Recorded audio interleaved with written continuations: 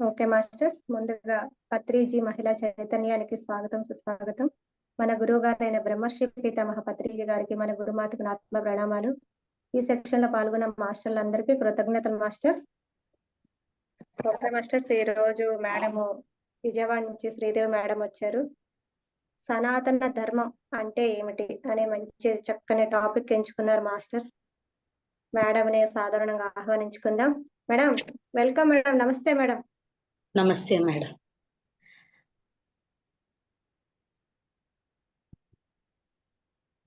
Okay అండి, thank you very much. నాకు ఇంత అద్భుతమైన అవకాశం ఇచ్చిన సుష్మా మేడం గారికి, అలాగే సరితా మేడం గారికి ముందుగా నా ఆత్మీయ ప్రణామాలు, కృతజ్ఞతలు, ధన్యవాదాలు.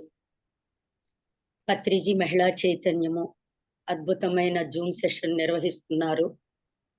ఈ జూమ్ లో ఎంతో మంది అతిరథ మహారథులు, యోగులు, జ్ఞానులు వారి యొక్క పూర్ణ జ్ఞానాన్ని అనేక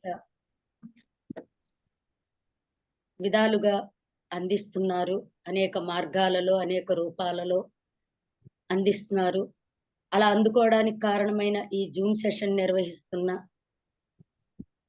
దీనికి ఆలోచన వచ్చిన వారికి, పత్రిజీ మహిళా చైతన్యము అనే పేరు పెట్టిన వారికి, ఈ జూమ్ నిర్వహిస్తున్న డైరెక్టర్స్ కి, కో డైరెక్టర్స్ కి, హోస్టులకి, కో హోస్టులకి ప్రత్యక్షంగా పరోక్షంగా సహాయ సహకారాలు అందిస్తూ ఇంత అద్భుతంగా నడుపుతున్న ఈ జూమ్ సెషన్ వెనక ముందు ఉన్న వారందరికీ ముందుగా నా ఆత్మీయ ప్రణామాలు, కృతజ్ఞతలు, ధన్యవాదాలు మాస్టర్స్.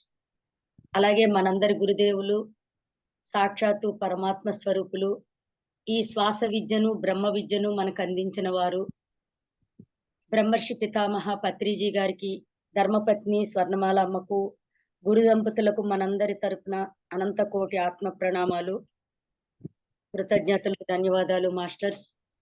గురు దంపతులకు గురువు రుణం తీర్చుకోలేనిది, అందుకే చిట్ట చివరి బంధమే గురు బంధము. మోక్షమునకు వెళ్ళడానికి ఆఖరిగా ఉన్న బంధము గురు బంధము. ఆ గురు బంధము కూడా తొలగించుకుంటేనే మోక్షం వస్తుంది అని ఒక సనాతన గ్రంథంలో నేను చదివాను. ఈరోజు మనం చెప్పుకోబోయే అద్భుతమైన అంశము సనాతన ధర్మం అంటే ఏమిటి. దీని మీద చాలా మంది పెద్దలు, మహానుభావులు, సాక్షాత్తు వాచస్పతి, బ్రహ్మర్షులు ఎంతో మంది ఎన్నో రకాల నిర్వచనాలతో కూడి కొంత చెప్పగలిగారు. నేను కూడా కొంత మాత్రమే చెప్పుకోగలను. ఆ కొంత మీ అందరికీ అందిస్తున్నాను. అమ్మ యొక్క ఆశీర్వాదంతో జరుగుతున్న అద్భుతమైన కార్యక్రమము. వాక్కులకు దేవత సరస్వతి. అందుకే మనము ఈ ఎపిసోడ్ 3 రోజులు చెప్పుకుంటాం. సనాతన ధర్మం గురించి 3 రోజులు చెప్పుకుంటాం. 3 రోజుల్లో కొంత ఈ రోజు ప్రారంభించుకుంటున్నాము. ప్రారంభంలో ఓంకారంతో ప్రారంభిస్తాను. ఓ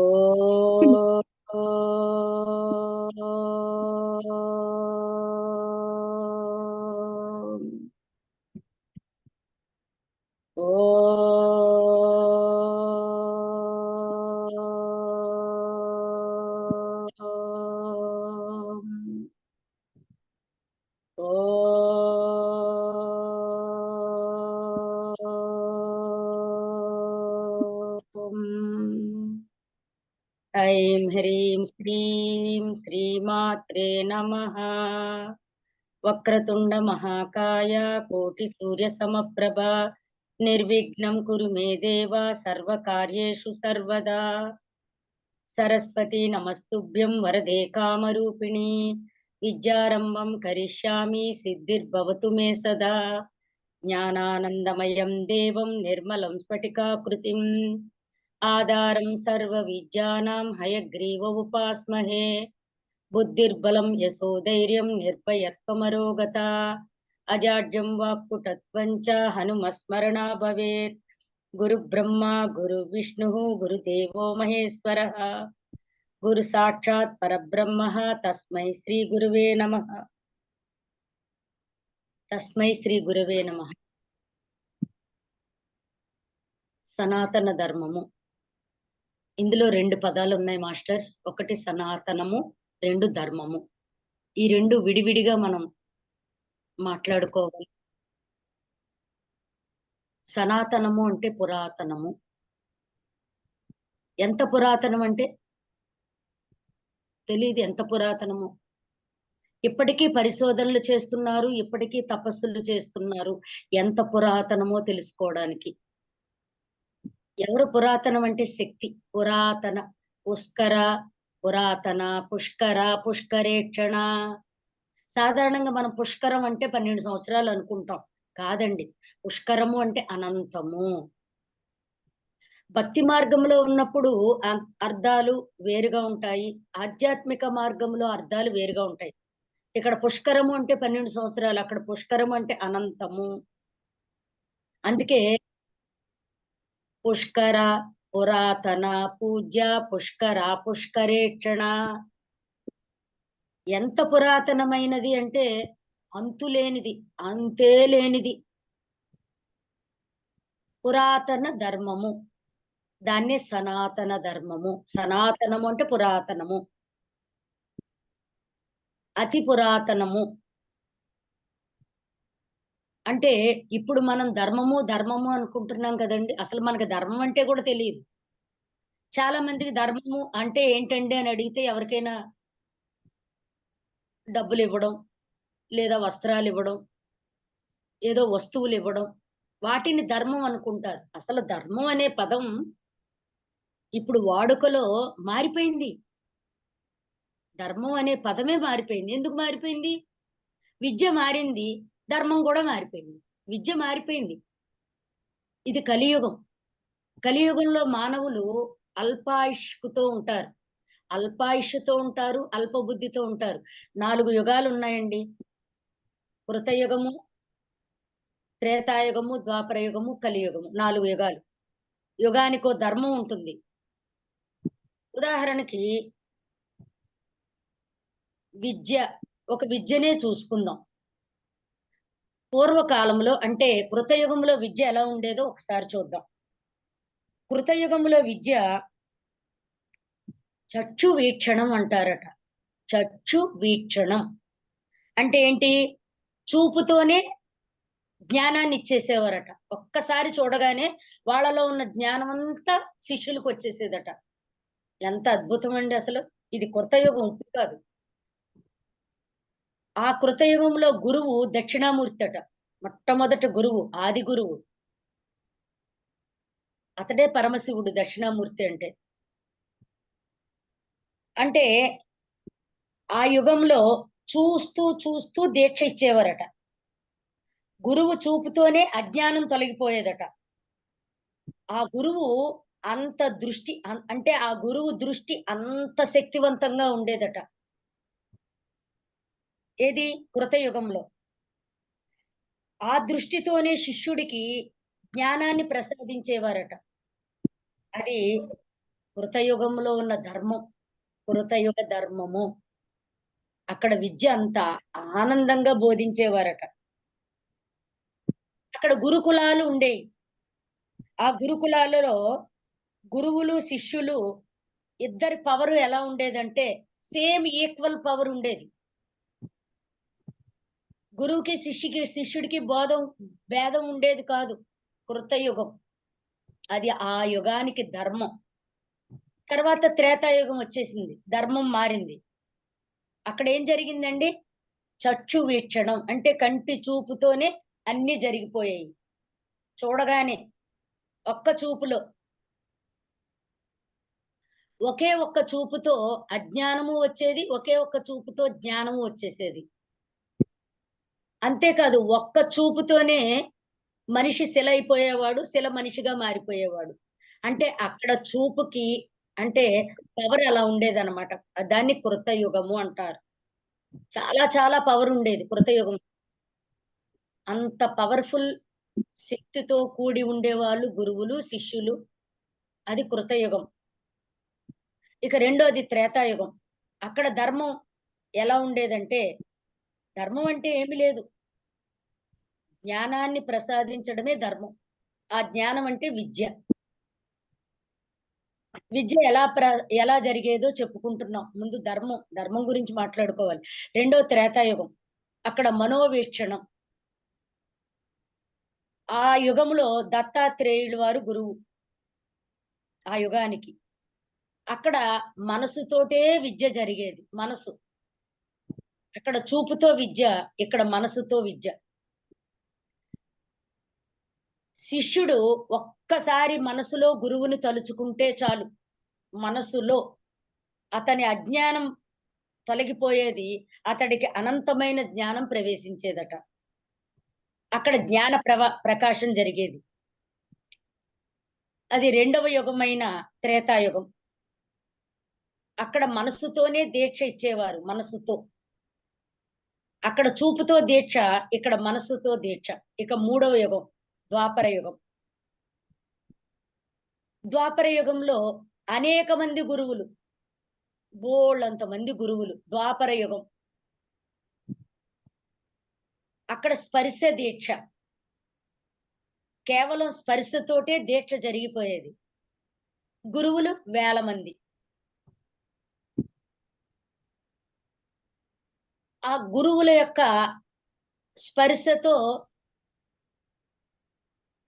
జ్ఞానం వచ్చేది, అజ్ఞానం తొలగిపోయేది. అది ద్వాపర యుగ ధర్మం. అక్కడ సాధూనాం దర్శనం పుణ్యం, స్పర్శనం పాపనాశనం.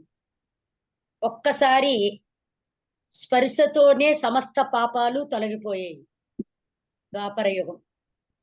అందుకే కృష్ణుడు వెంట గోపికలు. ద్వాపర యుగం. అసలు శ్రీకృష్ణుడి యొక్క స్పర్శతోటే పునీతమైపోయేవారు అందరూ. మరి అలాంటి కృష్ణుడికి కూడా గురువు సాందీప ముని. ఎంతో మంది గురువులు. ద్వాపర యుగం. ఇక నాలుగవది కలియుగం. ఈ యుగ ధర్మం ఎలా ఉంది అంటే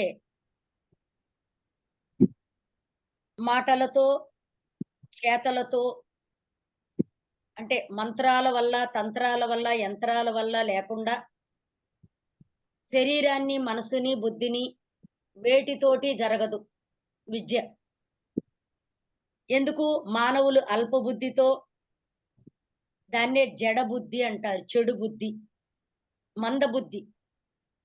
మానవులు అల్పాయుష్కులుగా పుడతారు. అలసత్వంతో కూడిన బుద్ధి. ఎక్కువసేపు కూర్చోలేరు. కదిలిపోతూ ఉంటారు. కూర్చున్న గంటో, 2 గంటలో, 3 గంటలో కదలకుండా ఉండలేరు. అది బలహీనమైన శరీరాలు, మానవ శరీరాలు. అందుకే ఈ బలహీనమైన శరీరాలతో ఏ మంత్రము, ఏ తంత్రము, ఏ యంత్రము ఏది చేయలేదు. మానవ శరీరాన్ని ఒక మంత్రం గాని, ఒక తంత్రం గాని, ఒక యంత్రం గాని ఏమీ చెయ్యలేదు. అనుకుంటారంతే ఏదో జరుగుతుందేమో అని. అక్కడ ఏమీ జరగదు. మరి ఎలా జరుగుతుంది? ఏ నామం వల్ల కూడా జరగదు. ఊరికే కూర్చుంటే చాలట కలియుగంలో. అందుకే రమణ మహర్షి ఏం చెప్పారు? సుమ్మా ఇరుక్కో అంటే ఏమీ చేయకుండా కూర్చో. ఊరికే కూర్చో అని చెప్పారు.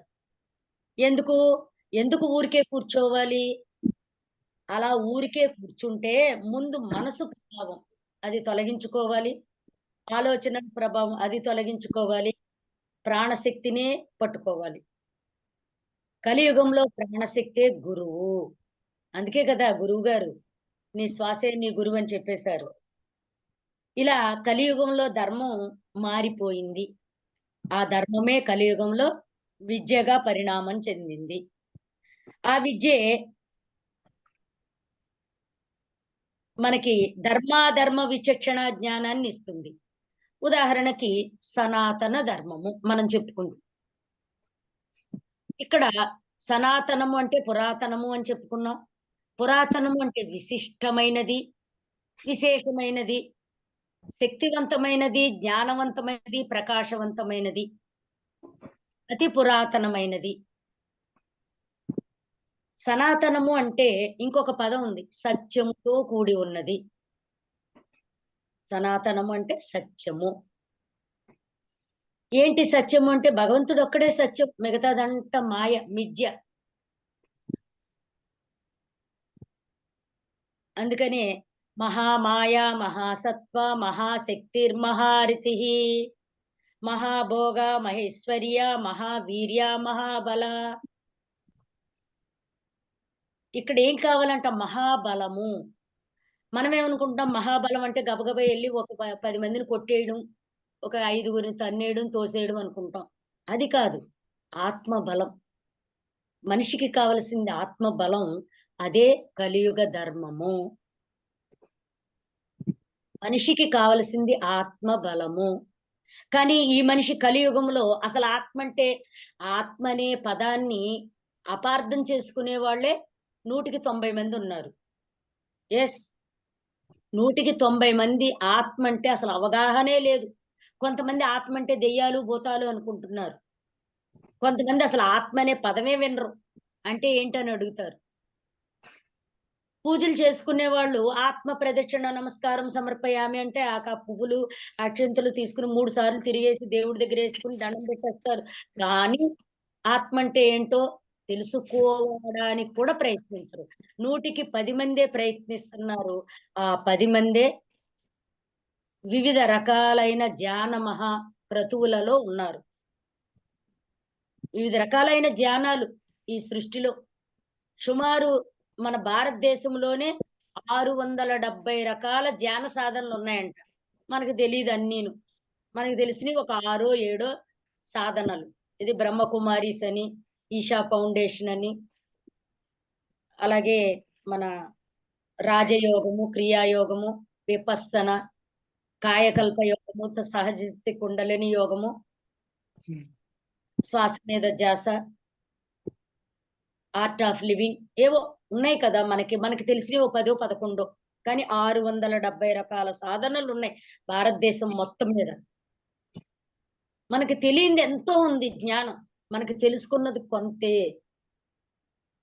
అందుకే ధర్మము అంటే ఏంటో తెలుసుకోవాలి. సనాతనము అంటే ఏంటో, సనాతనం అంటే నిత్య నూతనము. తెలుసుకున్న కొద్దీ ఇంకా ఇంకా ఇంకా ఉంటూనే ఉంటుంది సనాతనం అంటే. అంటే అది అనంతం అన్నమాట.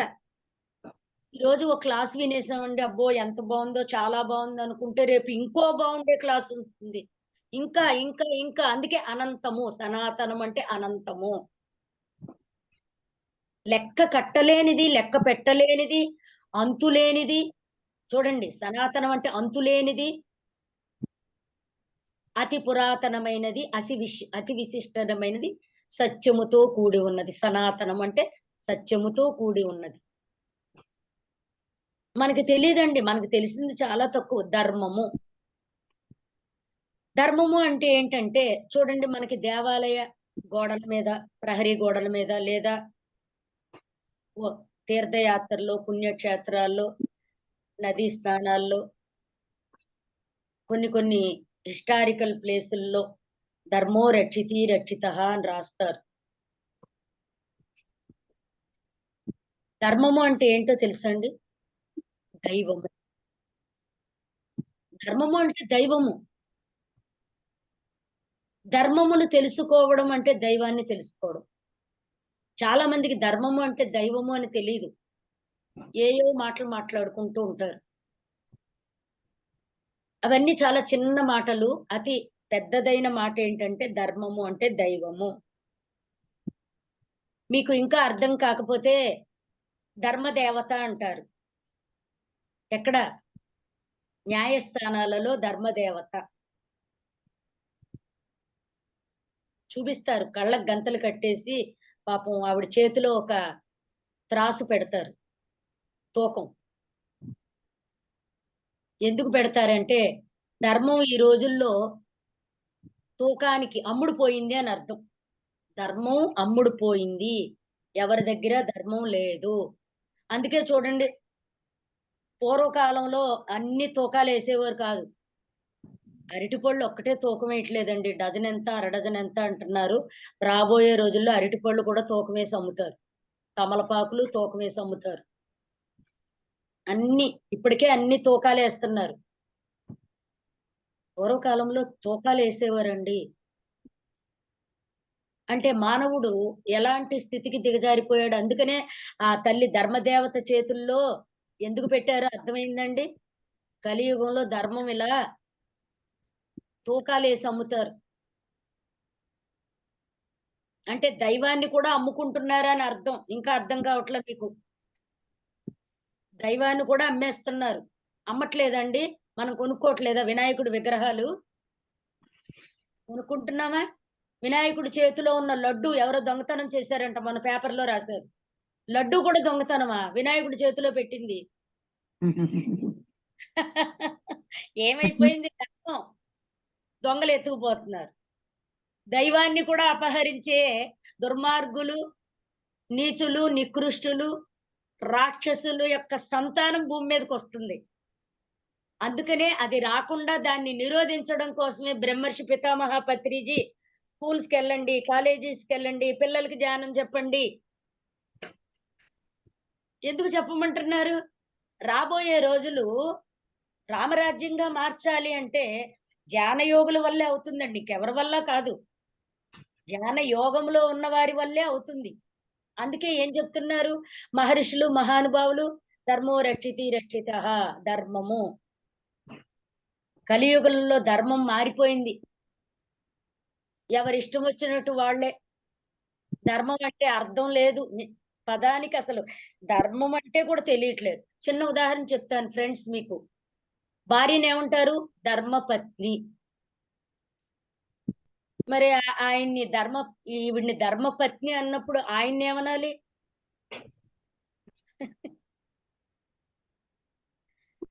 పత్ని అంటే భార్య. భర్తనేమంటారు? ఎందుకు అనడం లేదు? ఈవిడ్నే ఎందుకు అంటున్నారు? ఒక్కసారి ఆలోచిస్తే మనకు అర్థమవుతుంది.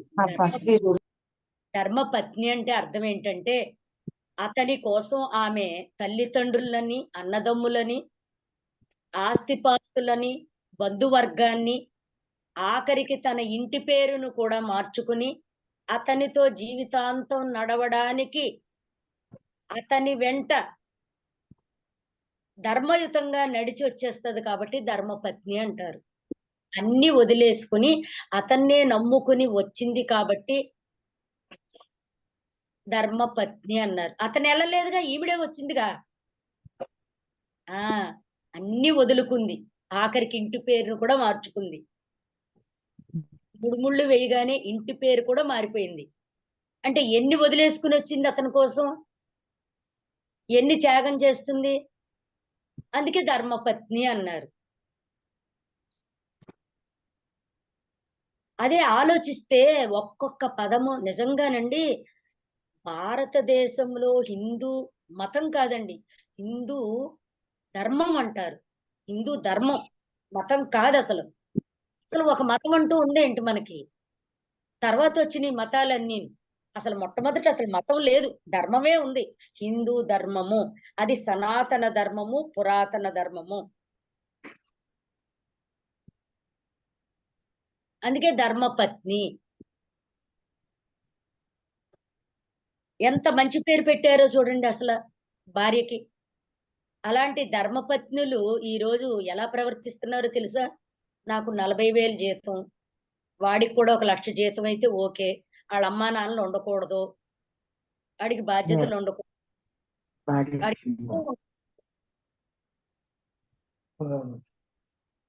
ఇది ఈ రోజుల్లో ధర్మపత్నులు. ఎక్కడుంది? ఎక్కడుంది? తేడా, పాపము ఎక్కడుందంటే పెంచుకునే తల్లిదండ్రులలో ఉంది. నేనదే చెప్తాను. పిల్లలు అలా ప్రవర్తిస్తున్నారంటే తల్లిదండ్రులు కారణం. అందుకని పిల్లలది అసలు తప్పు లేదు. తల్లిదండ్రుల పెంపకం అలా ఉంది. ధర్మం లేదు. నశించిపోతుంది. ఎక్కడా ధర్మం లేదు. మరి సనాతన ధర్మం పూర్వం రోజుల్లో ఎందుకు చెప్పారు ధర్మం?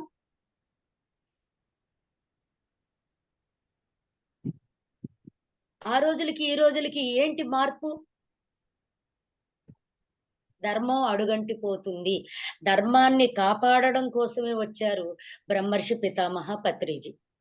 చెప్పారు మనకి. ఏది ధర్మం అంటే ధ్యానమే ధర్మము.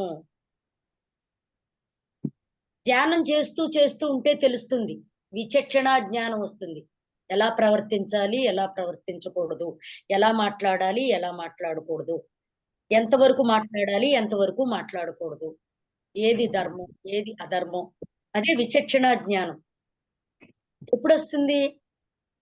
ప్రాణశక్తి ఆత్మలో లయమైనప్పుడు వస్తుంది. బుద్ధి మారుతుంది, మనసు మారుతుంది. అందుకే ప్రాణశక్తి మీద ధ్యాస పెట్టగా పెట్టగా పెట్టగా ఆ ప్రాణశక్తి అంటే ఆ శ్వాస, ఆ ప్రాణవాయువు ఆత్మతో జతకడుతుంది, ఆత్మలో లీనమైపోతుంది, ఆత్మలో లయమవుతుంది. అది అసలు ధర్మము. అప్పుడు మానవుడికి ధర్మాధర్మ విచక్షణ జ్ఞానం వస్తుంది. ధర్మాధర్మ విచక్షణ జ్ఞానము. అందుకే రావణాసురుడు వచ్చినా సరే కన్నెత్తి చూడలేదు, పన్నెత్తి పరకరించలేదు. గడ్డి పరక తీసి ఇలా వేసింది ఆవిడ సీతాదేవి. గడ్డి పరక ఇలా వేసింది అంటే నువ్వు గడ్డి పరకతో సమానము అని మౌనంగా చెప్పింది, మాట్లాడలేదు. అది గంగిరెత్తిపోయాడు, తట్టుకోలేకపోయాడు. దగ్గరికి రావడానికి మంటలో, ఆవిడ చుట్టూ అగ్ని, అసలు ముట్టుకోవడానికి కుదరదుగా. అగ్నిపుత్రి ఆ తల్లి అగ్ని, ధర్మదేవత, ధర్మము. అందుకే సీత కష్టాలు సీతవి, పీత కష్టాలు పీతవి అంటారు. మీకు తెలుసో లేదో, మొన్న గరికపాటి నరసింహారావు గారు చెప్తే నాకు ఎంత ఆనందం కలిగిందో. అమ్మో ఎప్పుడు మాట్లాడేసుకుంటాము, దీంట్లో ఇంత అర్థం ఉందా అని. అన్ని అన్ని అంటే సకల జీవులు కూడా యోని మార్గం ద్వారా పుడతాయట. ఒక పీత మాత్రమే కడుపు చీల్చుకుని పీతలు బయటకు వస్తాయంట. తల్లి పీత మరణిస్తదట ఖచ్చితంగా. తాను మరణిస్తానని తెలిసి కూడా సంభోగం చేస్తుందట, పిల్లల్ని కంటది పీత. పీత మగ పీతతో కలిసి సంభోగం చేసి గర్భం ధరించి ఒక్కసారి 15, 20, 30 పిల్లల్ని పెడతాదట. ఆ పిల్లలు పూర్తిగా ఎదిగిన తర్వాత ఈ తల్లు కడుపు చీల్చుకుని బయటకు వస్తాయట. ఆ 15 పీతలో 10 పీతలు. అంటే ఈ 15 పీతలు 10 పీతలు బయటకు వచ్చేటప్పుడు తల్లి గిలగిలా కొట్టుకుని మరణిస్తది. అంటే తల్లిని చంపి అవి బయటకు వస్తున్నాయి. అందుకే సీత కష్టాలు సీతవి, పీత కష్టాలు పీతవి అంటారు. దానికి కూడా తెలీదండి నాకు నిజంగా అర్థం. మొన్న తెలుసుకుని గరికపాటి నరసింహారావు చెప్తే ఆశ్చర్యం వేసింది. అమ్మో! అయితే మనం తెలుసుకోవలసిన జ్ఞానం అనంతంగా ఉంది. ఏది మనకు తెలిసింది గోరంతే, తెలుసుకోవాల్సింది కొండంత ఉంది. ఆశ్చర్యం వచ్చిందండి మేడం నాకు. అబ్బా! అద్భుతం. అందుకే సనాతన ధర్మము. సనాతనం అంటే పురాతనం. పురాతనం అంటే అనంతము. అనంతము సత్యము. సత్యము అనంతము. ఆ సత్యమే దైవము. ఆ దైవాన్ని తెలుసుకోవడమే ధర్మం. మనం భూమి మీదకి ఎందుకు వచ్చామండి? దైవాన్ని తెలుసుకోవడానికి వచ్చాం. కానీ అందరూ పప్పులో కాలేస్తున్నారండోయ్. దైవాన్ని తెలుసుకోవాలంటే అంత సులువు కాదంట. అంత ఈజీ కాదట. మరి ఏం చెయ్యాలి? ముందు మనల్ని మనం తెలుసుకోవాలి. మనల్ని మనం తెలుసుకుంటేనే దైవం మనకి తెలియబడుతుంది. లేకపోతే తెలీదు. అందుకే అంటారు ఇంట గెలిచి రచ్చ గెలవాలంటారు. ఇంట గెలిచి రచ్చ గెలవాలి. అది ఇంట గెలవడం అంటే నిన్ను నువ్వు తెలుసుకోవాలి. రచ్చ గెలవడం అంటే పరమాత్ముడిని తెలుసుకోవడం. ఆ పదాలకు అర్థాలు కూడా మార్చేశారు. పిచ్చి పిచ్చి అర్థాలు పెట్టేస్తున్నారు. అక్కల్లేని మాటలు, అక్కల్లేనివి. అందుకే ఇక్కడ ధర్మాధర్మాలు, ధర్మము ఏది, అధర్మము ఏది అంటే ఒక జ్ఞానికి మాత్రమే తెలుస్తుంది. అజ్ఞానికి ధర్మము, అధర్మమునికి తేడా తెలీదు. అది అత్యల్ప బుద్ధి. అందుకే తల్లిని ఏమన్నారు? ధర్మాధార ధనాధ్యక్ష ధనధాన్య వివర్ధిని. నాకెంత ఇష్టమో లలిత సహస్రనామాలు. ఎవరైతే ధర్మాన్ని తెలుసుకుంటారో, ధర్మమే దైవము. ఆ దైవాన్ని తెలుసుకున్న వాళ్ళకి ధనంతో ధాన్యంతో సంబంధం ఉండదట. అసలు ధనంతో ధాన్యం మీద వ్యామోహం ఉండదు, దాని మీద కోరిక ఉండదు, దాంతో సంబంధము ఉండదు. అందుకే కదా రమణ మహర్షి ప్రయాణానికి కావలసినంత డబ్బులు అక్కడికెళ్ళిన తర్వాత మిగతా డబ్బులన్నీ చెరువులో పారేశారు. 13 ఏళ్ల ప్రాయం ఆయనకి. రేపు ఎలా జరుగుతుందో అనే ఆలోచన లేకుండా, రేపు నాకు ఆకలేస్తే ఎవరు ఈ డబ్బే కదా నా ఆకలి తీర్చేది ఆలోచన కూడా లేదండి. వద్దు అనుకున్నాడు, బరువు అనుకున్నాడు. అసలు బరువే ఉండకూడదు అనుకున్నాడు. అందుకే ఆ బట్టలు కూడా ఇప్పి అక్కడ పారేశాడు. అలా అంగమాలతో ఉంటే పిల్లలందరూ ఏడిపిస్తున్నారు, రాళ్ళేసి కొడుతున్నారని చెప్పి పాపం చిన్న గుడ్డ గోచీగా పెట్టుకుని కూర్చున్నాడాయన. అందరూ రాళ్ళేసి కొడుతున్నారు, పిచ్చోడన్నారు. అంతే కదండీ! బట్టలు ఊడదీసుకొని కూర్చుంటే పిచ్చోళ్ళంటారు. ఆళ్ళు అవధూతలని ఎలా తెలుస్తుంది? ఒక జ్ఞానికి మాత్రమే అవగాహన వస్తుంది. అందుకే ఇక్కడేం చెప్తున్నారు? ధర్మాలు ఎలా ఉంటాయంట? ధర్మాలంటే విధి, నిషేధం, లోకం యొక్క పోకడలు, ఉనికి ఇవన్నీ ధర్మాలు తెలియజేస్తాయి. వేదంలో ఉన్న రహస్యాలు ఏది చెయ్యొచ్చో, ఏది చెయ్యకూడదో, చెయ్యకూడని పనులు, చెయ్యకూడని మాటలు ఖచ్చితంగా చెప్పేస్తున్నారు వేదంలో. నిషిద్ధం. వేదం తెలిసిన వారిని విద్వత్తులు అంటారు. విద్వత్తులు. విద్వత్ అంటే జ్ఞానము. విద్వత్ అంటే ప్రకాశము. జ్ఞానమే ప్రకాశము. మీకు ఇంకో రహస్యం చెప్పనా? బ్రహ్మము అంటాం కదా! బ్రహ్మం అంటే ఏం లేదండి. జ్ఞానము బ్రహ్మమే, అన్నము బ్రహ్మమే, శ్వాస బ్రహ్మమే. అందుకే అంటున్నాను ఆధ్యాత్మిక జీవితంలోకి ప్రవేశించిన వారి యొక్క అంతరంగము కానీ, అక్కడున్న అంతరార్థాలు కానీ చాలా విశిష్టమైనవిగా ఉంటాయి. మామూలు నిర్వచనాలు ఉండవండి వాళ్ళకి. అది ఎల్‌కేజీ స్థాయి భక్తి. ఇది పీహెచ్‌డీ స్థాయి ఆధ్యాత్మిక. పీహెచ్‌డీ అంటే అన్నిటిని మదించడం, తెలుసుకోవడం. మామూలుగా కాదు. కూలంకషంగా మొత్తం తెలుసుకోవడం అన్నమాట. అందుకని కాస్త ఎక్కువ తక్కువగా మనకి వేదాలు, ఉపనిషత్తులు, పురాణాల ద్వారా ఎవరికి ఎంత తెలుసో అంత మనకి అందించారు. అలా అందించిన వాటినే శాస్త్రాలు అంటారు. శాస్త్రాలు, గ్రంథాలు. అలా మనస్సు పెట్టి వెతికితే ఆధ్యాత్మిక జీవితంలోకొచ్చిన వాళ్ళకండి ప్రశ్నలు రావాలట. అమ్మో! నేను ధ్యానంలోకొచ్చినప్పుడు ఎన్ని ప్రశ్నలో, అసలు ధ్యానంలోకి రాకముందు చిన్నతనంలో మా అమ్మను కూడా ఎన్ని ప్రశ్నలేసేదాన్నో నేను. అమ్మ 3 సార్లే ఎందుకు తాగాలి? నాలుగోసారి తాగకూడదా? మా ఇంట్లో సిల్లీగా అడుగుతుంది. అన్నీ నవ్వుతాల మాటలు అన్నీ జోక్‌గా తీసుకుంటది. సీరియస్‌గా ఏది తీసుకోదు అనుకుంటారు గానీ, ఆ ప్రశ్న నా లోపల నుంచి వచ్చింది. అది కావాలని పైపైన అడిగింది కాదు. వాస్తవానికి నా లోపల ఉన్న ఆలోచన ఎందుకు 3 సార్లే తాగాలి? ఎందుకు 3 ప్రదక్షిణలే చెయ్యాలి? ఎందుకు నాలుగో ప్రదక్షిణ చేయకూడదు? చిన్నప్పుడు చిన్నతనం బాగా చిన్నతనంలో. ఆధ్యాత్మిక జీవితంలోకి ప్రవేశించే వారికి ప్రశ్నలొస్తాయంట. లక్షలు ప్రశ్నలొస్తాయట. అలా వచ్చిన వాడే ధన్యజీవి. అతడే జీవన్ముక్తుడు. ప్రశ్నలొస్తాయి. కానీ ఎవరిని పడితే వాళ్ళనేయకూడదు. సమాధానాలు కూడా వాళ్ళే పొందాలి. సాధన ద్వారా, గ్రంథస్థ పఠనం ద్వారా, స్వాధ్యాయము ద్వారా, సత్సంగముల ద్వారా పొందాలి. ఎవరిని పడితే వాళ్ళని అడగకూడదు. ఎందుకంటే అడిగేవాళ్ళు చెప్పేవాళ్ళు ఆ స్థాయిలో ఉన్నారో లేదో ఎలా తెలుస్తుంది? ఇదేదో నోటికొచ్చినట్టు చెప్పామనుకోండి, రేపొద్దుట ధర్మం మారిపోద్దిగా. ధర్మం మారిపోద్ది నోటికొచ్చినట్టు చెప్తే. అందుకనే నోటికొచ్చినట్టు చెప్పకూడదు. తెలిస్తే తెలిసినట్టు చెప్పాలి. తెలియపోతే తెలీదని చెప్పాలి. మనసు పెట్టి వెతికితే ప్రతి ప్రశ్నకు కావలసిన సమాధానాలు లభిస్తాయి. ఖచ్చితంగా సమాధానం దొరికే తీరుతుంది ఆధ్యాత్మిక జీవితంలో. అందుకే అంటారు, తీగ లాగితే డొంక కదులుతుందంటారు. తీగంటే ఏంటి? శ్వాస. డొంకంటే ఏంటి? కుండలిని శక్తి. ఆ శక్తి యొక్క కదలికే లక్ష ప్రశ్నలకు సమాధానాలు. సమాధానాలు మనిషికి ఎప్పుడు లభిస్తాయి?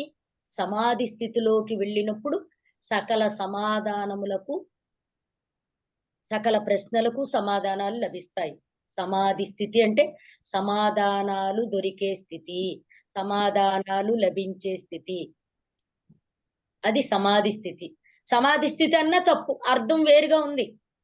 సామాన్య మానవులకు అర్థాలు వేరుగా ఉంటాయి, జ్ఞానుల అర్థాలు వేరుగా ఉంటాయి, యోగులకు జ్ఞానులకు. అందుకనే అలా సమాధానాలు ఖచ్చితంగా దొరికే కొన్ని కొన్ని పాఠ్యాంశాలను మానవులకు ఇచ్చారు. అవే రామాయణం, భారతం, భాగవతం, భగవద్గీత లాంటి ఇతిహాస గ్రంథాలు. ఎప్పటికీ అవి అమృత భాండాలట. మన మన సకల ప్రశ్నలకు సమాధానాలు అందులోనే లభిస్తాయట. పూర్వకాలంలో ఖచ్చితంగా ప్రతిరోజు దేవాలయాలలో సద్గ్రంథ పారాయణ జరిగేదట. పూర్వకాలంలో ప్రతిరోజు కూడా దగ్గరలో ఉన్న దేవాలయాల్లో ఆ చుట్టుపక్కల వాళ్ళందరూ దేవాలయానికి వెళ్ళి, ఇది వరకు సెల్లులు లేవండి, దేవుడి దయ వల్ల సెల్లులు లేవు, టీవీలు లేవు, వార్తాపత్రికలు లేవు, రేడియోలు కూడా లేవు, వార్తలు తెలిసేది కాదు. ప్రశాంతంగా జీవించేవారు, కాయ కష్టం చేసేవారు. ఆ కష్టం చేసిన తర్వాత భాగవతమో, రామాయణమో, భగవద్గీత ఒక గంటో ఒక అరగంటో ప్రవచనం జరిగేది వాళ్ళ యొక్క ప్రాంతాలలో. ఈ ప్రవచనం వినేవాళ్ళు పొద్దున్నుంచి వాళ్ళకి ఏదైతే ప్రశ్నలు వచ్చాయో ఆ ప్రశ్నలకు సమాధానాలు అక్కడ లభించేయి. హాయిగా ప్రశాంతంగా పడుకునేవాళ్ళు. ఒకప్పటి జీవితం అది. ఇప్పుడు జీవితం మారిపోయింది, లేచే సమయం మారిపోయింది, పడుకునే సమయం మారిపోయింది. సెల్లు నా దృష్టిలో అది ఒక విల్లు. సెల్లు అంటే విల్లు, విల్లు అంటే ధనస్సు. అక్కర్లేని బాణాలు, ఉపయోగించకూడని బాణాలు ఉపయోగించేస్తున్నారు. అవి ఎటు వెళ్ళిపోతున్నాయో తెలియట్లే. దాంతో ఎన్ని జీవితాలు నాశనం అయిపోతున్నాయో. అందుకనే సెల్లు అంటే నాకు విల్లు అలాగే వినపడుతుంది నాకు. కాబట్టి మన మనసుని అదుపులో పెట్టుకుంటే ఆటోమేటిక్ గా తలుపులు తెరుచుకుంటాయి. మనసు పెట్టి వెతికితే సమాధానం దొరుకుతుంది. అలాగే భాగవతంలో సప్తమ గ్రంథములో ధర్మం గురించి చక్కగా చెప్పారు. దాన్నే విదుర నీతులు అంటారు. భాగవతంలో విదురుడు ఎంత అద్భుతమైన విదుర నీతిలో. పొరకెక్కలేదు కౌరవులకి, పాండవులు మాత్రం చక్కగా ఇలా కూర్చొని, చిన్న పిల్లలు అలా కూర్చొని కదలకుండా మెదలకుండా పాండవులు 5గురు విదురుడు కళ్ళల్లోకి కళ్ళు పెట్టి చూస్తూ తాతగారు చెబుతున్న మాటలు వింటూ, అర్జునుడైతే ఆ పెదాల మధ్యలోంచి వచ్చే శబ్దాలను అలా ఏకాగ్రంగా వినేవాడంటండి అర్జునుడు. అర్జునుడి యొక్క ఏకాగ్రత ఎలా ఉంటుందంటే 5గురులో అద్భుతమైన ఏకాగ్రత అర్జునుడికి. అందుకే కదా కృష్ణుడు అర్జున్ని సెలెక్ట్ చేసుకున్నది. నువ్వు యుద్ధం చెయ్యి, నేనేమో రథం నడుపుతాను, నేను యుద్ధం చెయ్యను, రథం నడుపుతానని. రథం నడిపే వాళ్ళు ఎక్కడ కూర్చుంటారండి? కాళ్ళ దగ్గర. అర్జునుడు పైన కూర్చున్నాడు, కృష్ణుడు కింద కూర్చున్నాడు. అక్కడ కొన్ని వేల మంది గుర్రాలు, ఏనుగులు. అది జరిగే యుద్ధం ఏంటి? ధర్మయుద్ధం. అధర్మము పైన ధర్మం యుద్ధం. అందుకే ఏమన్నారు స్టార్టింగ్ లోనే, ధర్మక్షేత్రే కురుక్షేత్రే ధర్మయుద్ధం జరిగింది. మనకు ఆ విషయాలు తెలియదు కదా, మనం డెప్త్ గా వెళ్ళం కదా, పైన మాటలే కదా మనకు అన్నీను. అందుకే ఏం చెప్పారు ఒక శ్లోకంలో, యదా యదా హి ధర్మస్య గ్లానిర్భవతి భారత అభ్యుత్థానం అధర్మస్య తదాత్మానం సృజామ్యహం. అర్జున, ఎక్కడైతే ధర్మానికి హాని జరుగుతుందో అక్కడ నేను పుడతాను. ఎంత అద్భుతమైనదో అండి అసలు. ధర్మానికి హాని, గ్లాని అంటే హాని, ధర్మానికి హాని జరిగినప్పుడు నేను అక్కడ పుడతాను. అందుకే దైవం మానుష రూపేణ వస్తాడు మనిషిగా. అలా సప్తమ స్కందములో ధర్మం గురించి అధర్మం గురించి కూడా చెప్పారు. దశమ స్కందములో కృష్ణుడి జననం. ఎందుకు కృష్ణుడి జననం దశమ స్కందంలో? మరి కంసుని సంహరించాలి కదా, అడ్డంగా వెళ్ళిపోతారు కదా. అడ్డంగా వెళ్ళడం అంటే ఏంటి? రాజ్యాన్ని తీసేసుకుని తల్లిదండ్రులు బయటికి నెట్టేసి వాళ్ళని జైలు పాలు చేసి వాళ్ళకు పుట్టిన బిడ్డలతో ఇతనికి మరణం అని ఎవరో చెప్తే అది నమ్మేసి నిజంగానే తాను ఏదైతే అనుకున్నాడో అదే జరిగింది అక్కడ. యద్భావం తద్భవతి కాన్సెప్ట్ కంసుడికి ఎలా అయితే అనుకున్నాడో అట్లాగే జరిగింది. కాబట్టి ధర్మం అనేది బాహ్యమైనది, ధర్మం అనేది ఆంతరింగికమైనది. బాహ్యంలో ఉంటుంది, అంతరంగంలో కూడా ఉంటుంది ధర్మం. ఉదాహరణకి బాహ్యమైనది ఏంటో తెలుసా అండి? ఇప్పుడు ఒక స్త్రీ ఉంది. ఆమె ధర్మం ఏంటి? కుటుంబ పోషణ, కుటుంబాన్ని చక్కగా దిద్దుకోవడం, పిల్లల్ని చక్కగా పెంచుకోవడం, ధర్మ మార్గంలో అత్తమామలకి సేవ చేయడం, కన్న తల్లిదండ్రుల్ని గౌరవించడం, పుట్టింటి వారిని అగౌరవపరచకుండా గౌరవపరచడం, బంధుమిత్రులందరినీ కలుపుగోలుతనంగా ఉంచుకోవడం, ఎవరికి అందరికీ ప్రియముగాను మితముగాను ఉంటూ, అందుకే ధర్మపత్ని. ప్రియముగా ఉండాలి, మితముగా ఉండాలి. అలా ఉంటూ తన ధర్మ కార్యాలన్నీ చేసే స్త్రీని ధర్మపత్ని అంటారు. అందుకే ధర్మం గురించి ఏం చెప్పారు అంటే, ధర్మం అంటే అందరికీ తెలుసట, మనందరికీ తెలుసు. కానీ అధర్మం అంటే ఏంటో తెలియదు మనకి. అధర్మం ఎన్ని రకాలుగా ఉంటుందంటే 5 రకాలుగా ఉంటదట అధర్మం. మనకి ధర్మం తెలుసు కాబట్టి అధర్మం గురించి కూడా తెలుసుకున్నాం. 5 రకాలు. 5 రకాల్లో ఒకటి విధర్మం, పరధర్మం, అలాగే ఉపమా ధర్మం, అభాస ధర్మం, కపట ధర్మం. 5 రకాలు. ధర్మానికి హాని కలిగించేది విధర్మం. దాన్ని అజ్ఞానం అంటారు. విధర్మం అంటే అజ్ఞానం. అంటే అజ్ఞానం అంటే ఏంటంటే ఒక బలహీనత. అది దాన్ని ఏమంటారంటే విధర్మం అంటారు. ఆ విధర్మం ఎవరి దగ్గర ఉందో తెలుసా? దుర్యోధనుడి దగ్గర ఉంది. దుర్యోధనుడు ఏం చెప్పాడో తెలుసా అండి? విదురుడు నచ్చ చెప్తుంటే, తాతగారు నాకు తెలుసు, మీరు పద్దాక చెప్పొద్దు, నాకన్నీ తెలుసు, కానీ నాకు అదే చేయాలనిపిస్తుంది. ఆ తాతగారు ఆశ్చర్యపోయాడు విదురుడు. ఇన్ని రోజులు ఎంత చెప్పినా కూడా నాకు అదే చెయ్యాలనిపిస్తుంది అంటే విధర్మం. ఇక రెండోది, అది ఆ విధర్మంలో ఉన్నవాళ్ళు తమ తప్పులు తెలుసుకుంటారు, సరిదిద్దుకోవడానికి ఇష్టపడరు. అస్సలు తాము చేసిన తప్పును సరిదిద్దుకునే ప్రయత్నం చేయకుండా సమర్థించుకుంటారు. అదే సరి అయినదని భావిస్తారు. ఆ ఫలితంగా మరిన్ని తప్పులు చేసేస్తూ ఉంటారు. అప్పుడు ధర్మానికి హాని జరుగుతుంది. దాన్ని విధర్మం అంటారు. చేయకూడని పనులు, ఇతరులకు హాని కలిగించే పనులు, దాన్ని అధర్మం అంటారు. విధర్మం గురించి చెప్పుకున్నాం. ఇక అధర్మం.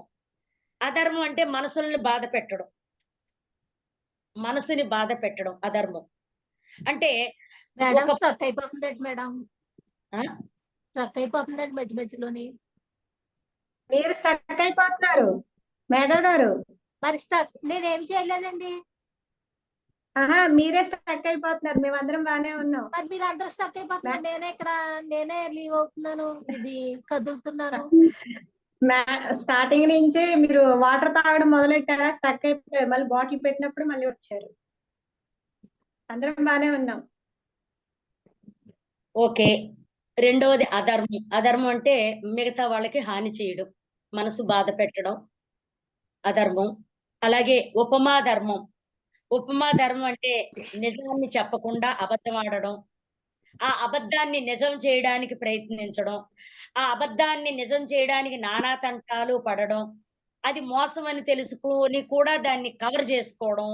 లేదండి, ఈ రోజుల్లో అలాగే ఉండాలి, మీకు తెలీదు, నేను అక్కడ సరి పరిస్థితుల్లో అబద్ధం ఆడాల్సి వచ్చింది అని నానా తంటాలు పడుతూ నిజం చెప్పాల్సిన చోట అబద్ధాన్ని చెప్పేదాన్ని ఉపమా ధర్మం అంటారు.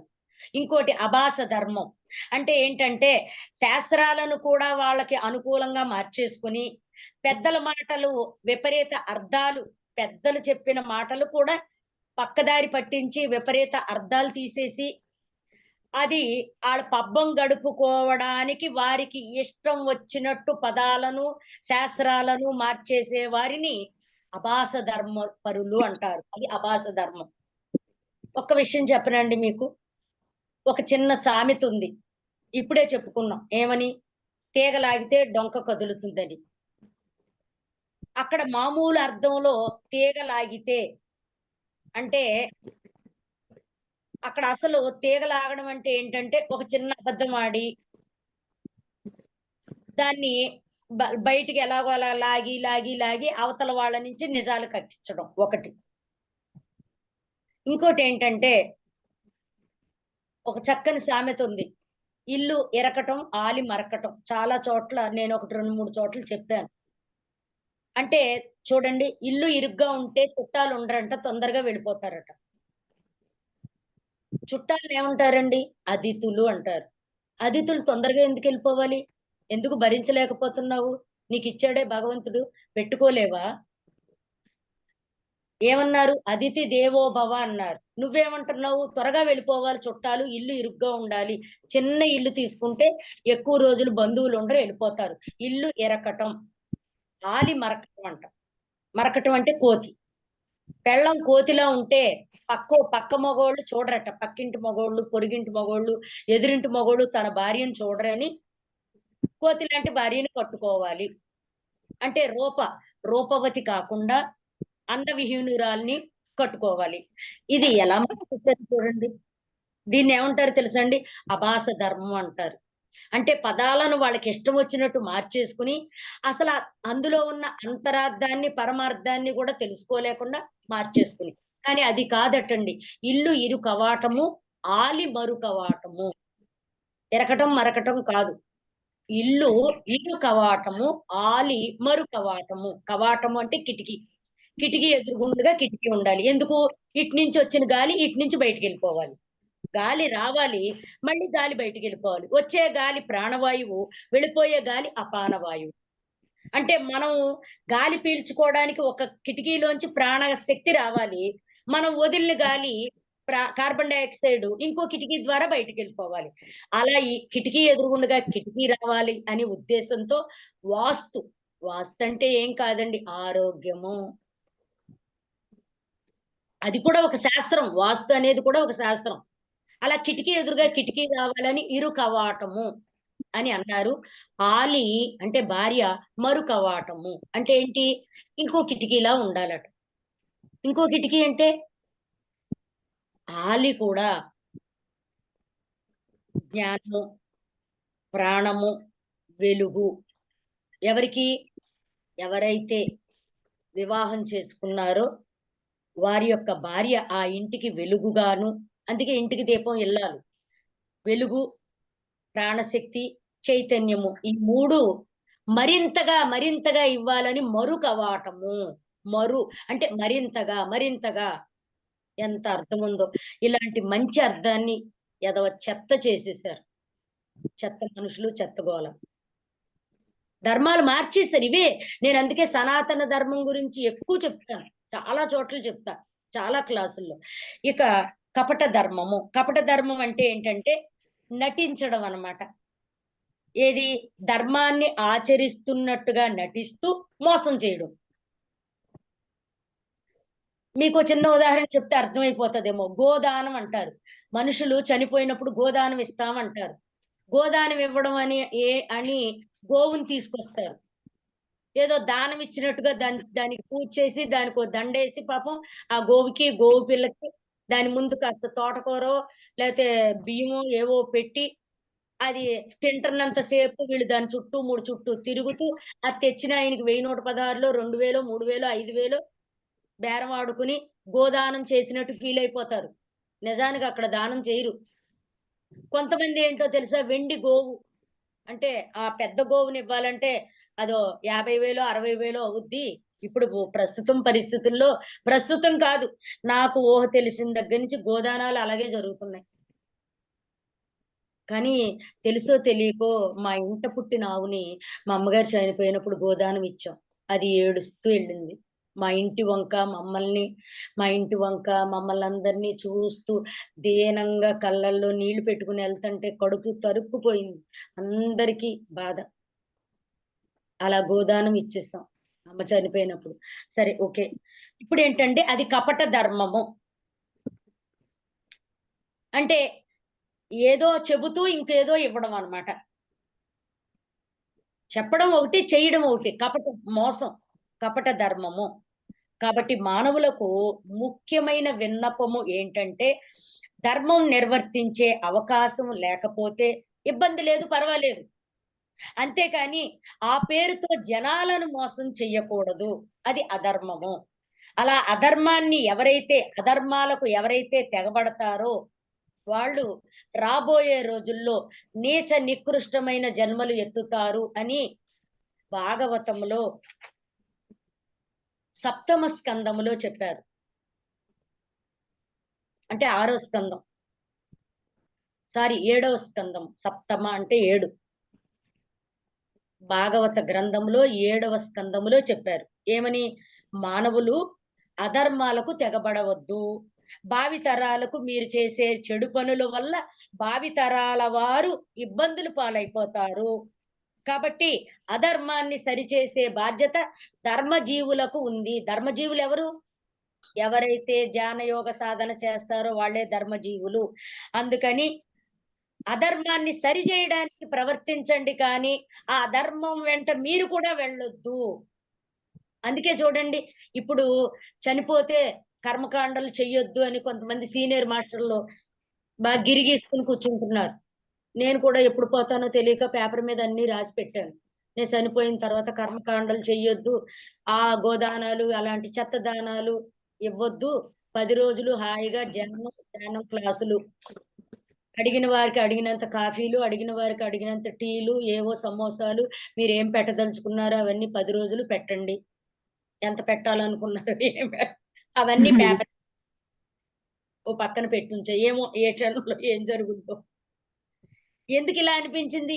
అవన్నీ కపటం, మోసం.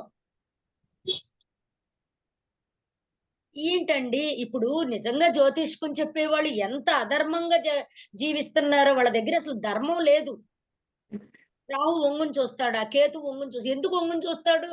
ఆళ్ళకి అసలు మన మన జీవితంలోకి ఒంగుని చూడాలని ఆళ్ళకి ఎందుకు అనిపిస్తది? మనం తప్పులు చేస్తూ, మనం పాపాలు చేస్తూ ఆళ్ళెవరో చూస్తున్నారో ఎందుకు అనుకుంటాం? ఆళ్ళెవ్వరూ చూడలేదు. శని వక్ర దృష్టితో చూస్తున్నాడు. అసలు ఎందుకు చూస్తాడు శని? శని అనేది ఒక గ్రహం. అది ఒక మనిషి కాదు. ఈ భూలోకం ఎంత ఉంటదో దానికి 3 రెట్లు ఎక్కువ ఉంటది శని గ్రహం. అది ఒక గ్రహం, అది ఒక గోళం, అది ఒక శక్తి కేంద్రం. దాన్ని కూడా ఒక రూపంలో చూసేసి నల్లబట్టలు కట్టేసి అబ్బబ్బబ్బబ్బా! ఇది కదండి అధర్మం అంటే. అందుకే ఈ రోజు సనాతన ధర్మం ఏం చెప్తుందో 3 రోజుల పాటు అదే పనిగా చెప్పుకుందాం మనం. అప్పుడు మనకు అవగాహన అవుతుంది, అర్థమవుతుంది. ఏ ఇబ్బంది లేదు. ఎవ్వరు ఇబ్బందులు పడొద్దు. ప్రతిరోజు శ్వాస మీద ధ్యాస పెట్టి ధ్యానం చెయ్యండి. మీకు అధర్మం అంటే ఏంటో, ధర్మం అంటే ఏంటో తెలిసిపోద్ది. ఎవ్వరు చెప్పక్కర్లే. ఎవరు చెప్పాల్సిన అవసరం లేదు. ఎందుకంటే ధర్మమే దైవము కాబట్టి. నువ్వు 1 గంట కూర్చుంటావో, అరగంట కూర్చుంటావో, నువ్వు ఎవరితో కూర్చున్నావో తెలుసా? దైవంతో కలిసి కూర్చున్నావు. దైవము అంటే ప్రాణశక్తి స్వరూపము. ఆ దైవాన్ని గమనిస్తున్నావు. ఆ ప్రాణశక్తి, ప్రాణవాయువుని గమనిస్తున్నావు. ఆ ప్రాణవాయువే దైవము. ఎప్పుడు తెలుసుకుంటాం మనం? కాబట్టి ఆ పరమాత్మ ఏదో ఒక రూపంలో, ఏదో ఒక అవతారంతో వచ్చి తన ఉనికిని లోకాలకు చాటి చెప్తున్నారు. అందుకే రాముడిగా, కృష్ణుడిగా, జీసస్‌గా, అల్లాగా, ఎన్నో బుద్ధుడుగా, గురునానక్‌గా, రమణ మహర్షిగా, రామకృష్ణ పరమహంసగా, పోతులూరి వీరబ్రహ్మం గారుగా, వేమనాచార్యులు వేమారెడ్డి గారిగా, భగవంతుడు అనేక రూపాలలో, అనేక అంశలు అవన్నీ భగవదాంశలు. అయ్యే అవధూతలు అంటారు వాళ్ళనే. అవ అంటే భూమి, దూత అంటే ఆ ధర్మాన్ని చెప్పడానికి వచ్చిన వాళ్ళని దూతలు అంటారు. అందుకే చూడండి, ఆంజనేయ స్వామి దూతగా వెళ్ళారు. ఎక్కడికి? లంకలోకి. వద్దొద్దు, రాముడి మీద యుద్ధం వద్దని చెప్పాడు. విన్నాడా? వినిపించుకున్నాడా? పెడచెవిని పెట్టాడు. చెప్పడానికి వచ్చిన ఆయన తోకను కూడా కాల్చాడు. ఈయన ఊరుకుంటాడా? లంకను కాల్చేశాడు సగం. ఎందుకు లంకను కాల్చాడు? ఎక్కడైతే మద్యము, ఎక్కడైతే మాంసభక్షణ, ఎక్కడైతే పరస్త్రీలతో, అకృత్యాలతో, సంభోగాలతో, హింసా ప్రవృత్తులతో ఎక్కడైతే ఉందో అక్కడ కాల్చాడు. ఎందుకంటే రాముడు వచ్చే ప్రదేశము పవిత్రంగా ఉండాలి. అపవిత్రమైన ప్రదేశంలోకి భగవంతుడు కాలు పెట్టలేడు కాబట్టి కాల్చేసి అదంతా శుద్ధి చేస్తే అప్పుడు రాముడు వచ్చి కాలు పెట్టాడు. అక్కడ శుద్ధి చేశాడనే విషయం కూడా తెలియదు మనకి. ఇది ధర్మము. అలా కలియుగంలో ఒక ధర్మము, ఇవన్నీ ధర్మాలు. కాబట్టి మనం ధర్మాన్ని తెలుసుకోవాలి అంటే ఖచ్చితంగా ధ్యానాభ్యాసము చేసి తీరవలసినదే. ధ్యానాభ్యాసం చేసిన వారికే ధర్మాధర్మ విచక్షణ జ్ఞానం ఉంటుంది. అది ధ్యానం అనేది ఒక దీక్షగా చెయ్యాలి. దీక్ష. ఆ దీక్షనే శక్తి అంటారు. దీక్ష పూనడం అంటే వాళ్ళు అనుకున్న సంకల్పంలోనే శక్తి ఉంది. అందుకే పత్రిజీ గారు సంకల్ప శక్తి అన్నారు. అన్నారా లేదా? శక్తి అంటే ఏంటండి? దైవము. సత్సంకల్పాలే ధర్మ సంకల్పాలే దైవము. అధర్మ సంకల్పాలు రాక్షస ప్రవృత్తులు, అవన్నీ రాక్షసులు. ఎంత అద్భుతంగా చెప్తున్నారో చూడండి. అందుకే ఒక ఆశ్రమంలో ఒక పెద్ద వయసులో ఉన్న సాధువుని ఎవరో అడిగారట, మీరు ఎక్కడి నుంచి వచ్చారు స్వామి అని. అప్పుడు ఆ సాధువు గారు చెప్పారంట, నేను ఇంతవరకు ఆ ఒకటి నేర్చుకున్నానయ్యా, ఇప్పుడు రెండో ఆ నేర్చుకోవడానికి వచ్చాను అన్నారట.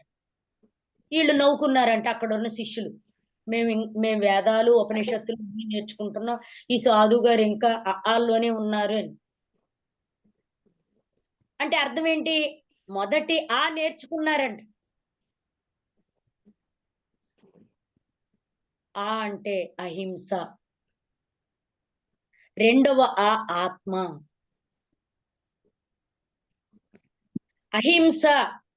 ఆ అహింసలో ఉండే సత్యాన్ని, ధర్మాన్ని ఎవరైతే తెలుసుకుంటారో వాళ్ళకి రెండవ ఆ ఆత్మ.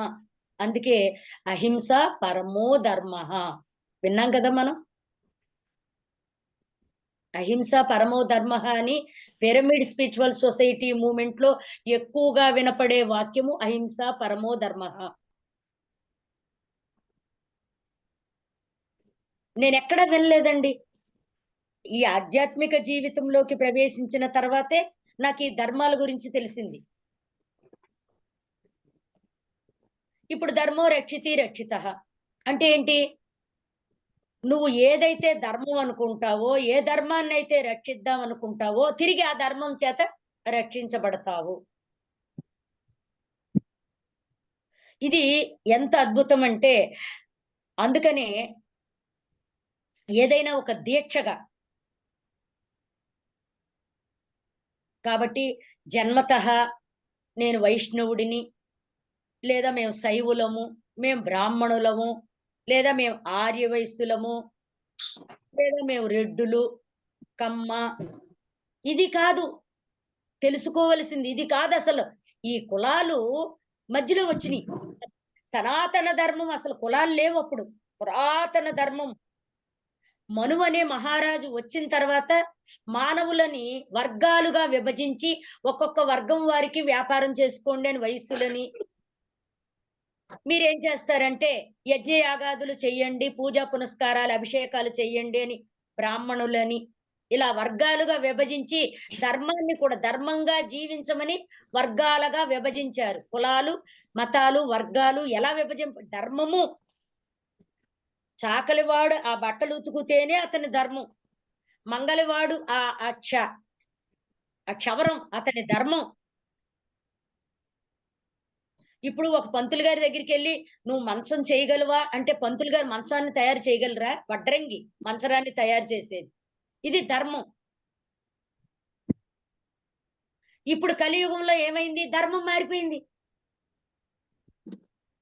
ఎవరు ఏ పనైనా చేసేయచ్చు, దోషం లేదు, తప్పు లేదు. చెయ్యండి కాదని అన్నం. అది కపటం లేకుండా, మోసం లేకుండా. మోసం అంటే కపటం.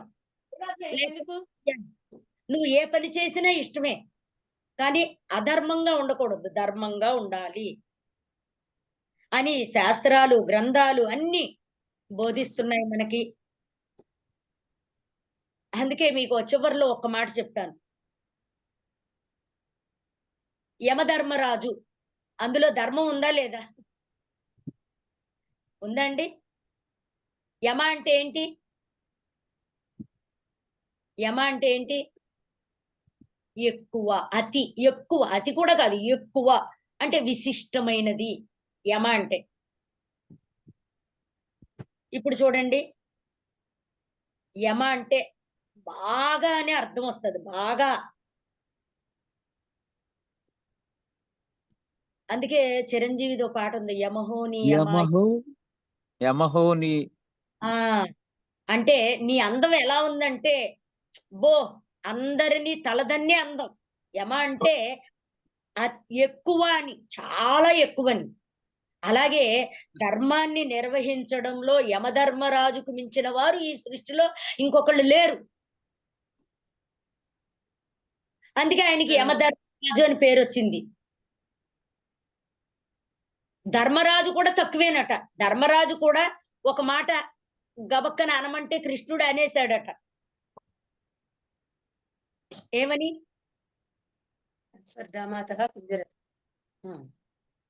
మరి యమధర్మరాజు నోటి వెంట అసలు అలాంటి చిన్నగా కాదు కదా, అసలు అపశృతి కూడా రాదట.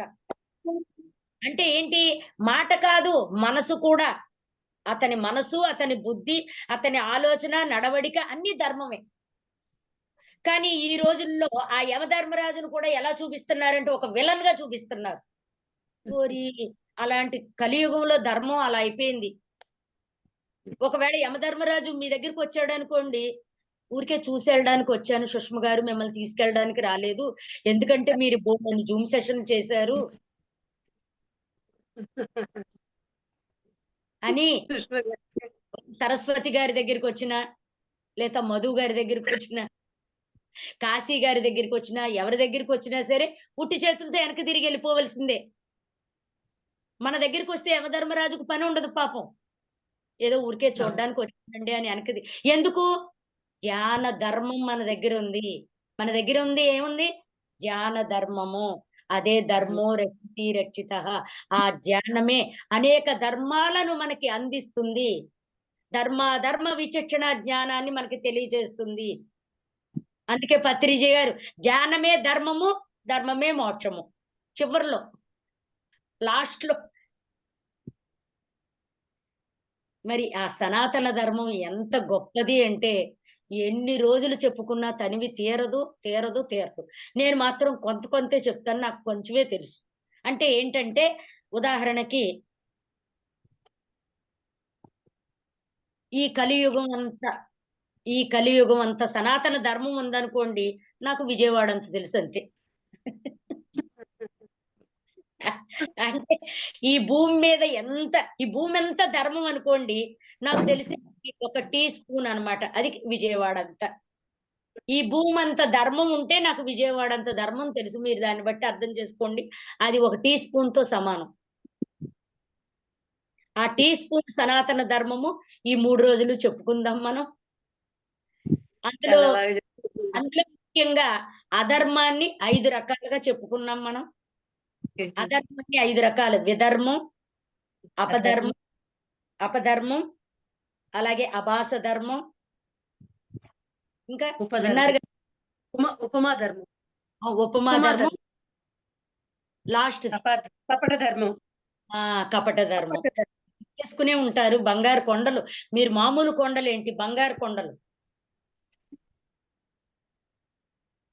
అయితే అధర్మం 5 రకాలుగా ఉంది, ధర్మం అనేక రకాలు, అనంతం, అనేక రకాలు, అనంతం. అధర్మం 5 రకాలుగా చెప్పుకున్నాం, ఎందుకంటే 6వది లేదు. ధర్మం మాత్రం అనేక రకాలుగా ఉంది, విస్తరించి వ్యాపించిపోయి ఉన్నది. ధర్మో రక్షితి రక్షిత. ప్రతి మానవులకి ఒక ధర్మం ఉంటుంది. ఆలోచన ధర్మం, ఆలోచనలో కూడా ధర్మం ఉండాలి. ఆలోచనలో ధర్మం ఉంటే మాటలో ధర్మం వస్తుంది, మాటలో ధర్మం వస్తే పనిలో ధర్మం ఉంటుంది, పనిలో ధర్మం ఉంటే ఫలితంలో ధర్మం ఉంటుంది.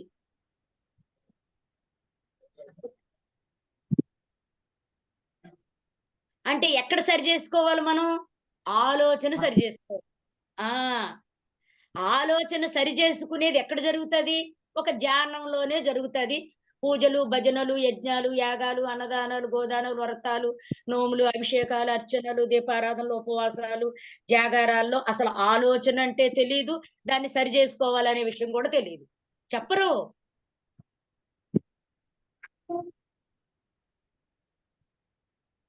ఏమ్మా పిండితో 3 ముద్దలు చెయ్యండి అంటారు. పిండాకుడు అంటారు దాన్ని. పిండితో పిండాలు 3 ముద్దలు పెడతారు. ఒక ఆయన మా ఇంటికి వచ్చి, అంత పెద్ద పెద్దవి పెట్టకూడదండి, గుప్పుడు అంత ఉండాలంట. ఒక ఆయన వచ్చి అంటాడు, ఏంటండి అంత చిన్నవి చేశారు? ఆవులు తింటాయి కదా, అవి ఏమో నీళ్ళల్లో కలిపితే చేపలు తింటాయి కదా, కొంచెం ఎక్కువ కలపండి, మీ సొమ్మేం పోద్ది. ఎవరికి తోచినట్టు వారు, ఎవరికి నచ్చినట్టు శాస్త్రాన్ని వాళ్ళకి తోచినట్టు నచ్చినట్టు మార్చేస్తారు. అందుకే మన సీనియర్ మాస్టర్లు కొందరు చిరాకు వచ్చి విసిగిపోయి అసలు ఇవన్నీ వద్దు. కొంతమంది ఇప్పుడు తీసుకుంటున్నారండి, పెళ్లికి ఎలా తీసుకుంటున్నారో అలా చావుకు కూడా ఒక రేటు. 11 రోజులు మేమే అన్ని చేస్తాం, 40,000 అవుద్ది. అవును. అంత పెట్టుకోలేమండి అని మన ఆర్థిక బాధలు అవి చెప్పుకుంటే 30,000, 35,000 బేరాలు అక్కడ కూడా. దేవుణ్ణి బేరాలు, దేవుడి ప్రతిమలు, దేవుణ్ణి కొనుక్కోవడం, దేవుడికి కూడా వ్యాపారం. దేవుడితో వ్యాపారం, పూజల్లో వ్యాపారం, భజనల్లో వ్యాపారం, నైవేద్యాల్లో వ్యాపారం. అన్ని వ్యాపారాలే.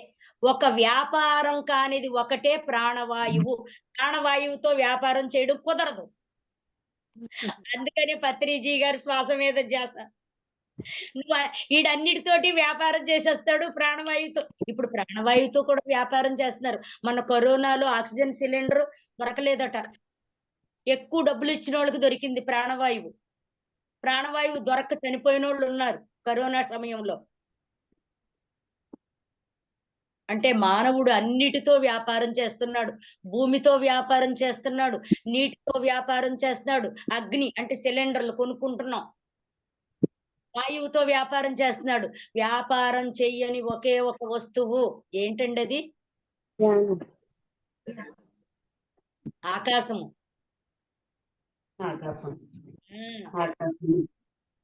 భూమి, నీరు, అగ్ని, వాయువు వ్యాపారం చేసేస్తున్నారు. అందుకే ఈ వ్యాపారం చేస్తారు కాబట్టే ఇది దూరంగా ఉంది ఆకాశం. మానవుడు దీంతో వ్యాపారం చేయలేడు. చేయడానికి ప్రయత్నిస్తే ఆకాశము వాడు అంతు చూస్తుంది. ఆకాశమే అమ్మ, ఆకాశమే శక్తి, ఆకాశమే దైవము. అందుకే మా అమ్మ తాత ఎక్కడికి వెళ్ళిపోయాడే అంటే, మీ తాతగారు పైకి వెళ్ళిపోయారా అని ఇలా చూపిస్తది. అంతేగాని మీ తాతగారు కిందకి వెళ్ళిపోయారని చూపించదు. ఇలాగా ఎక్కడ చూపిస్తది? పైకి. ఆకాశము. ఆకాశమునకు చేరుకునేది ఏంటి? ఆత్మ. శరీరంతో వెళ్ళలేము, శరీరంతో దైవాన్ని చేరుకోలేము, శరీర భావనతో దైవాన్ని తెలుసుకోలేము, దైవాన్ని కలుసుకోలేము. దైవాన్ని కలుసుకోవడం, దైవాన్ని తెలుసుకోవడమే మానవుడి యొక్క ధర్మము, సనాతన ధర్మము. రేపటి రోజున ఇంకా చెప్పుకుందామా? మానవుడి యొక్క ధర్మం ఏంటి? దైవాన్ని తెలుసుకోవడం, దైవాన్ని కలుసుకోవడం. దైవాన్ని తెలుసుకోవాలన్నా, దైవాన్ని కలుసుకోవాలన్నా ముందు నిన్ను నువ్వు తెలుసుకోవాలి, ముందు నిన్ను నువ్వు కలుసుకోవాలి. నిన్ను నువ్వు తెలుసుకుంటే, నిన్ను నువ్వు కలుసుకుంటే నువ్వు దైవానికి చేరువవుతావు, దైవం పట్ల అవగాహన వస్తుంది. బాగుందా ఫ్రెండ్స్? చాలా బాగా చెప్పారు మేడం. బాగుంది మేడం. చాలా బాగా విన్నారు మేడం గారు, అందుకనే బాగా చెప్తున్నారు. చెప్పేవాళ్ళు కాదు, బాగా వినేవాళ్ళు. Okay master, thank you madam, thank you so much madam. సనాతన ధర్మం అంటే ఇంత లోతైన సబ్జెక్ట్ అనుకోలేదు మేడం. చాలా బాగా చెప్పారు, బాగుంది. ధర్మం అధర్మం చాలా బాగుంది madam. Thank you so much madam. Thank you madam. రేపు మళ్ళీ పార్ట్ 2 కలుసుకుందాం. పార్ట్ 2 కూడా ఉంది, మరింత విస్తృత